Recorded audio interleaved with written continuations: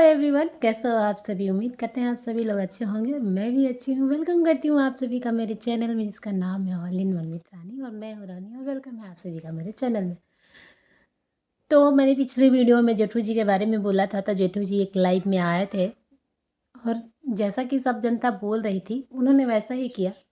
उन्होंने सब जनता की बात मानी, सारे लोगों की बात मानी, जो भी लोग चाहते थे वही उन्होंने किया और वो अपनी मतलब कि चैनल पे लेके नहीं आए और लाइव में आके सबसे सॉरी बोला कि गलती हो गई, गलती से मैंने कह दिया।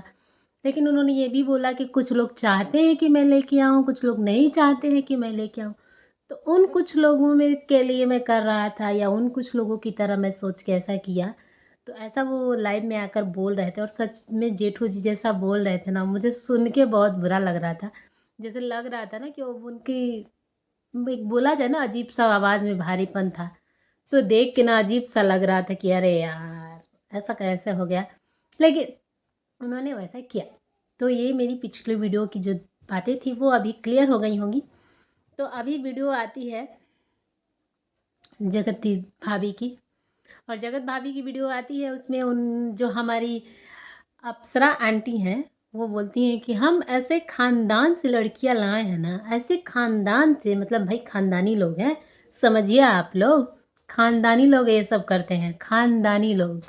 मतलब बहुएँ तो बिल्कुल ख़ानदानी है, लेकिन बेटा कैसा ख़ानदानी है बिल्कुल समझ में नहीं आता है।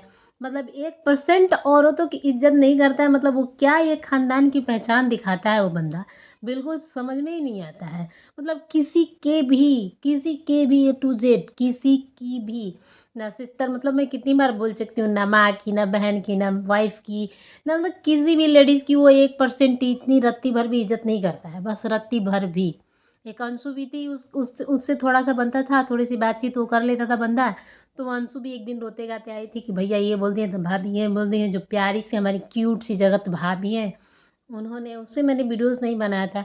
वो पता है ना, एक एक तो इतना काम-धाम है, सारा काम अकेले ही करना पड़ता है और कितने काम हो जाते हैं, और उसके ऊपर से एक और प्रॉब्लम है, 2-3 और प्रॉब्लम है। जब बोलूँगी तो आप लोग बोलोगे कि तो अब वीडियो बनाने की ही क्या ज़रूरत है। भाई, तो मुझे अच्छा लगता है ये सब वीडियो बनाना, इसलिए मैं अपने लिए, खुद को अच्छा लगता है थोड़ा-सा लोगों से कनेक्ट होना, लोगों से बातें करना, तो मुझे अच्छा लगता है, तो मैं वीडियोज़ बनाती हूँ। और मेरे पास एक ही कमरा भी है। एक कमरे में कभी लोग सोए रहते हैं, कभी भाई बच्चे हैं तो शोर होता है, टीवी चलता है, तो इसमें वीडियोज़ मेरी शूट नहीं हो पाती है। जैसे देखिए अभी तो शोर से वीडियो अपलोड नहीं हो पाता है, तो इसलिए मेरी वीडियोज़ थोड़ा टाइम पे नहीं जा पाती है। उसके लिए सॉरी, लेकिन मुझे खुद ही अच्छा लगता है। और मैंने ना ये चैनल 2 साल से बना के रखा है, लेकिन पहले मैं वीडियोज़ नहीं डालती थी, 2 साल से तो बिल्कुल छोड़ दिया था। लेकिन कुछ दिनों से मैंने खुद से एक मतलब वो किया है प्रॉमिस कि नहीं, अभी मैं चाहे कुछ हो ना हो, चाहे कुछ भी व्यूज़ आए ना आए, मुझे एक वीडियोज़ इस डालना ही है अपने चैनल पे। क्योंकि चीज़ें मतलब कि ऐसी हो जाती है ना कि थोड़ा-सा मन करता है कि हाँ, कहीं थी, थोड़ा कुछ लोगों से बात करिए, कुछ लोगों से कनेक्ट रहिए। चाहे एक बार भी लोगों के सामने मेरी वीडियोज़ चली गई ना, तो मुझे मेरी वीडियोज़ पे ना थोड़े ही व्यूज़ आ जाते हैं ना, तो मुझे बहुत ही खुशी होती है। इतना ही, मतलब जितना भी मुझे लोगों से, भले मुझे कुछ मिले या ना मिले, लोगों से एक कनेक्ट होने का ज़रिया जो है ना ये वीडियोज़ से, वो मुझे बहुत पसंद है। तो ज़्यादा बातें इधर-उधर की ना करते हुए चलते हैं अपने टॉपिक पे। तो जो भाभी जी का वीडियो आया था, आंटी बोल रही थी कि भाई हम खानदानी तो बहू आपकी है भाई। आपने जो बोला वैसा किया, और इतनी भी सिचुएशन में वो मायके नहीं गई, ये तो मानना पड़ेगा कि हाँ, खानदानी तो है आपकी बहू है। लेकिन बेटा किस खानदान का है वो ज़रा आंटी जी बताइएगा, कि बेटा ऐसा क्यों करता है। लेकिन हाँ, बेटा जैसे भी खानदान का हो, पैसा छापने का तरीका तो भाई आपके बेटे में ही है। टैलेंट तो है भाई, बीटेक तो इसी के बारे में किया है, पता नहीं किस कैसे किया है, लेकिन बीटेक इसलिए ज़रूर किया है कि चैनल को कैसे ग्रो करना है, क्या कंटेंट लाना है, क्या करना है, कहाँ कैसे करना है। मतलब कि 100-100 मैं वीडियोज़ बनाऊँगा ना, तो मेरे लोग आहटे या उबसिए गिन-गिन के ना मेरे पे पैसे छाप देंगे। इतना तो दिमाग है बंदे में, मानिए या ना मानिए। अप्सरा आंटी के घर में उनका बड़ा बेटा ही है जो जो है वो सब कर लेता है, सबको एक-एक कंटेंट दे देता है और सब लोग पैसा छाप लेते हैं, सब घर के लोग मिलके। तो अभी जो उन्होंने रायता फैलाया है वो सब समेटने पे लगे हैं, सब आप लोगों को बताया ही गया था। तो अभी उन लोगों के बारे में जो बातें चल रही हैं, बातें ये चल रही हैं कि भाई जो उन लोगों ने किया था ना वैसा कुछ था ही नहीं। अब सब कैरेक्टर को साफ करने में लगे हैं। जब तक जो दाग धुल गया है ना, सब सर्फ एक्सेल और ब्रश लेके सब सफाई करने में लगे हैं कि साफ हो जाए। ऐसा कुछ था ही नहीं। जो भी बोला वैसे ही बहकावे मतलब कि फ्लो में आके बोल दिया। ऐसा कुछ था नहीं, बस गुस्से में बोल दिया तो बोल दिया, लेकिन चीज़ें ऐसी थी नहीं। सब लोग ऐसा बोल रहे थे। और ये लीगल के नाम पे सब चीज़ों को जो बंद कराया जा रहा था ना कि हमारे पास लीगल है, हमारे पास लीगल है, तो हम कुछ नहीं बोल पा रहे हैं, हम कुछ नहीं बोल पा रहे हैं। तो भाई साहब ये लोग लीगल करके जनता को बेवकूफ़ बना के कंट्रोवर्सी खेल के जो नौटंकी छापी है यूट्यूब पे कि अब क्या ही बोला जाए। और वो भी मैडम जी कम नहीं थी, बोल रही हैं कि ऐसा कुछ था नहीं, मैंने कोई गुनाह नहीं किया है, मैंने कोई गुनाह नहीं किया है कि मैं माफ़ी मांगू। ऐसा हम लोग की दीदी का बोलना है। तो दीदी जी आपने तो गुनाह किया ही नहीं है, गुनाह तो बस किसी और ने किया है। कुछ भी बोलते हैं लोग बिना गुनाह के ही। इनके भाई साहब लाइव है और लाइव में आके सारी बातें क्लियर कर दी पूरी लोगों से कि हाँ मेरी बहन है ऐसी, मेरी बहन है ऐसी, मेरी बहन कैरेक्टरलेस है। बिना ही गुनाह किए भाई एक आता है और आके बोल देता है कि मेरी बहन ऐसी है या मेरी बहन से गलतियाँ हो गई, प्लीज़ आप लोग चीज़ों को माफ़ कर दीजिए, आगे बढ़िए। सब भाई आके बिना गुनाह के ही बोल देता है और गुनाह ही नहीं किया था। फिर जगत भैया ने जो सारी चैट दिखाई वो चैट भी गलत थी। फिर जगत भैया ने जो उनके लिए कुछ किया वो भी गलत था। मतलब कि जो अटेम्प्ट किया था जिसको बुखार का नाम दिया गया था, याद है ना आप लोगों को? जो किया किया था, सब लोग दौड़े दौड़े आए थे। अरे वो इंगेजमेंट के टाइम अपनी मम्मी को पकड़ के बहुत रो रहे थे भैया, बहुत ज़्यादा। तो वो सब भी गलत था। मतलब अब चीज़ों को सब समेटने में लगे हैं तो सब लोग उसको साफ सफाई करेंगे ना। सब लोग बोलेंगे नहीं नहीं ये सब था नहीं, ये सब चीज़ें बस गलत थी, झूठ मूठ का फैलाया गया है। मतलब इतनी जनता मूर्ख बनाएंगे आप लोग, इतना जनता को मूर्ख बनाएंगे, इतना मूर्ख समझ लिए हैं आप लोग कि सब चीज़ें कर देंगे। सब वीडियो डिलीट करने से डिलीट हो जाती है। बहुत सी चीज़ें डिलीट करने से भी डिलीट नहीं होती हैं। लोगों के दिमाग में बैठ गई हैं चीज़ें। कोई कुछ और नोट करता है तो कोई कुछ और नोट करता है। सबके दिमाग में एक एक करके चीज़ें बैठी हुई हैं। मतलब कि सोशल मीडिया तो छोड़ ही दीजिए, लोगों के दिमाग से कैसे डिलीट कर पाएंगे आप लोग, हमको यही नहीं समझ में आ रहा है। तो यही अब लगे हुए हैं सब लोग कि अब इन चीज़ों को, अब जो रायता फैला है उस पर पानी फेर के सारी चीज़ों को साफ कर देना है। इन लोगों का मानना यही है। जब सारी चीज़ों को माफ़ी कर देना था, सारी चीज़ों को साफ़ ही कर देना था, तो गलती हुई क्यों? क्यों साफ़ सफाई की है? जब भाई 3-3 बार, एक बार नहीं, 2 बार नहीं, 3 बार अटेम्प्ट करना, ये भी गलत था। भाई साहब का लाइव आके सब चीज़ों को स्वीकार करना, ये भी गलत था। पूरी फैमिली जगत भैया की आपका नाम ले लेके, आपकी बातें कर के खूब सारी जो वीडियोज़ छापी है वो भी गलत था।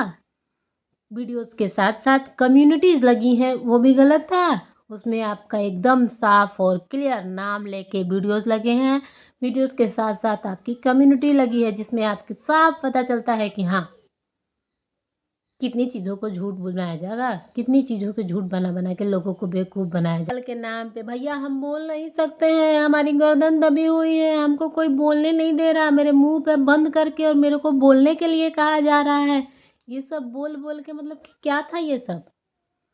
मतलब लीगल के नाम पे कोई लीगल केस नहीं हुआ है। आप लोगों को बोलने बस सब बता दें हम, आप लोग समझ लीजिए लीगल करके कोई भी लीगल केस नहीं हुआ है, ना ही किसी भी हुआ है। बस इन लोगों के बीच में क्या हुआ है, मात्र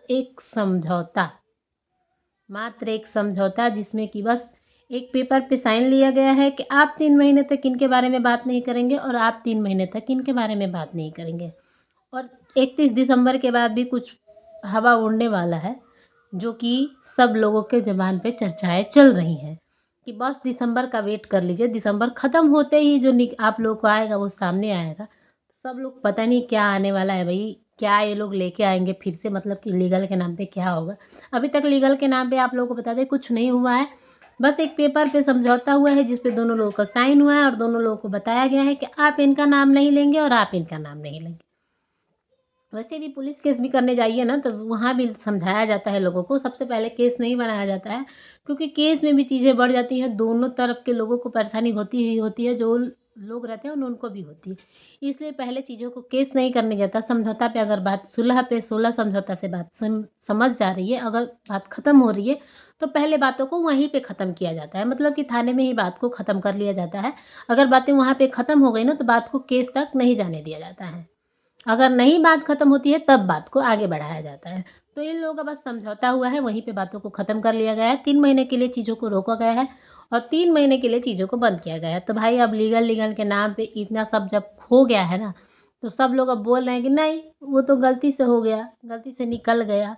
मतलब कि जनता के साथ बस विश्वासघात, बस लोगों कितने लोग जब 3 महीने पहले से ही जो कर रहे थे ना, और कितने लोगों का तो चैनल तक उड़ गया है, कितने लोगों को तो बोलने तक नहीं दिया गया है इनलीगल के नाम पे।